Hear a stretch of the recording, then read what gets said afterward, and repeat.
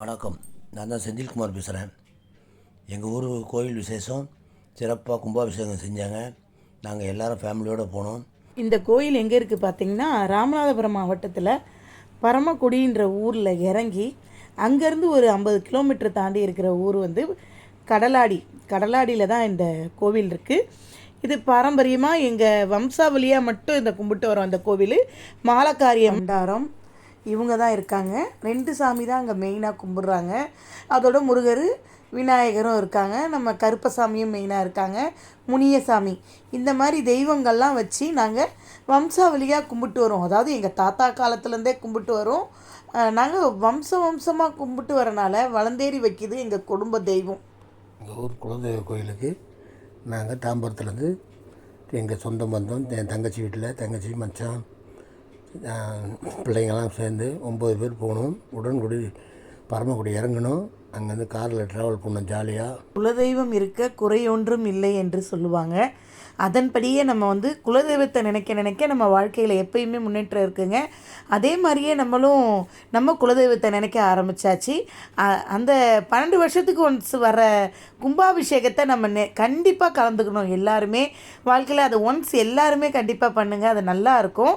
ஏன்னா நம்ம 12 வருஷத்துக்கு ஒரு செய்கிறதுனால அந்த தண்ணி தெளிக்கிறதுல நம்ம கண்டிப்பாக நிற்கணும். ஏன்னா அந்த தண்ணி வந்து நம்ம அந்த தீர்த்தம் படுறது நம்ம உடம்புல இருக்கிற வியாதிகள் நோய் நொடி எல்லாமே அத்து போகும்.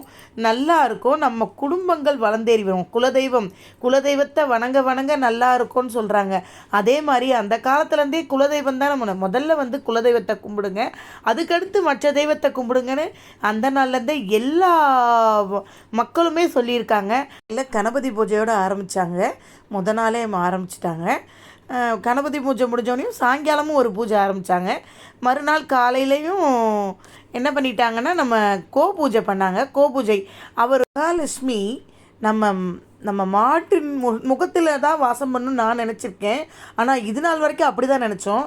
ஆனால் அப்படி கிடையாதுங்க. மகாலட்சுமி அந்த மாடு, அதாவது பசுமாட்டின் பின்பக்கம் தான் நம்ம மகாலட்சுமி வாசம் பண்ணுறாங்க.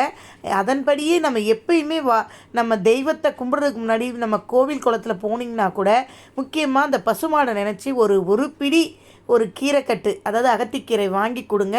நம்ம குடும்பங்கள் எப்பயுமே தளர்த்து நிற்கும். அமாவாசை நாட்களில் நம்ம வந்து பசுமாட்டுக்கு தானமாக வந்து நம்ம அகத்திக்கீரை வாங்கி கொடுக்கறது அவ்வளோ ஒரு சிறப்புங்க. எப்பயுமே எல்லாருமே செய்யுங்க.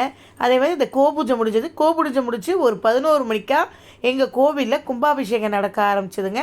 நல்ல ஒரு சிறப்பாக ஒரு மக்கள் எல்லாருமே நாங்கள் அலைமோதி வந்திருந்தோம். ஒரு 1000-2000 பேர் இருந்தோம். ஏன்னா எங்கள் வம்சாவளியினர் மட்டும்தான் சென்னை, மதுரை, காஞ்சிபுரம் இந்த மாதிரி ஒவ்வொரு ஊருக்கள்லேருந்து ஒவ்வொரு ஃபேமிலிஸும் ஒரு 20-50 பேர்கிட்ட வந்திருந்தாங்க. நல்லா சிறப்பாக அமைஞ்சது எங்கள் ஒரு கும்பாபிஷேகம். வளந்தேறி வைக்கும் எங்கள் மாலக்காரியமாக பெரிய வண்டாரம்.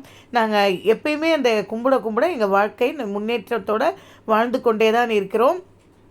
கும்பாபிஷேகம் முடிஞ்சோடனே எல்லாரும் அவங்கவுங்க பையங்களை எல்லோரும் கேட்டு வாங்கிட்டு தேங்காய் பை கொடுத்தாங்க. வாங்கி எல்லோரும் கிளம்பி அவங்கவுங்க ஊருக்கு கிளம்பி வந்தாச்சுங்க. Thank you everyone. இதோட சேனலை சப்ஸ்கிரைப் பண்ணிக்கோங்க.